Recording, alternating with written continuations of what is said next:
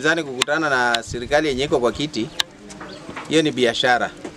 Mwananchi wa kawaida hawezi faidika ndani. Sababu niseme hivyo, mtu atateka advantage wakati anaona makosa kwa serikali. Anawaambia kwamba hii kitu imeenda mbaya. Utanipea ngapi? Usiponipea nitasema. Akishapewa hatakosa kufanya nini? Kusema. Hata sema kwa sababu yeye amefanya nini? Amepewa. Most of the time hiyo vitu wanasiasa wanafanya ni wao for their own benefit. Si eti kwa mwananchi. Hiyo vitu ya handshake serikali pamoja hakuna kitu itaunda. Ndio inakuwa worse. Because pesa yenye wanaenda kukula hapo ni mingi sana.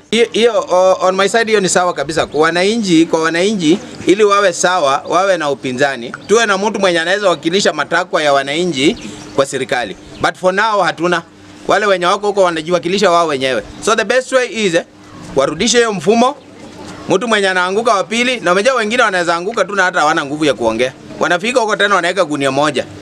Huwezi ongea chochote. But mtu mwenye atapita wa pili, huyu apewa official seat akae kwa parliament atetee watu yake. Na wabunge wenye atakuwa nao pia wakuwe pande hiyo. Sio kitu mzuri kwa vile amefanya kuchukuana wao wameenda huko juu. Obvious. Sasa hatuwezi kuwa na ile imani nao tena. Iwapo wewe ni mtu wa kuongea sana, utapewa maji wa kumwagia maji kwa mdomo. Na ukwambia usiteme hiyo maji. So utaongea saa ngapi? Ina maana ya kwamba kama mtu wenye wameenda hapa wameenda kupiga tu bei ya shughuli zao, Ruto amewawekea maji kwa mdomo, hawawezi ongea. Hawawezi fanya nini? Ongea. Kwa sababu wao wako mahali ya kukula. Sasa ndio wanakula vizuri. Umeona hata Nyoro ametolewa. Na Ndindi Nyoro alikuwa mtu wa rais karibu kabisa. Sasa hii hakuna ati uzuri hapo. Ni watu kujipanga kivyao.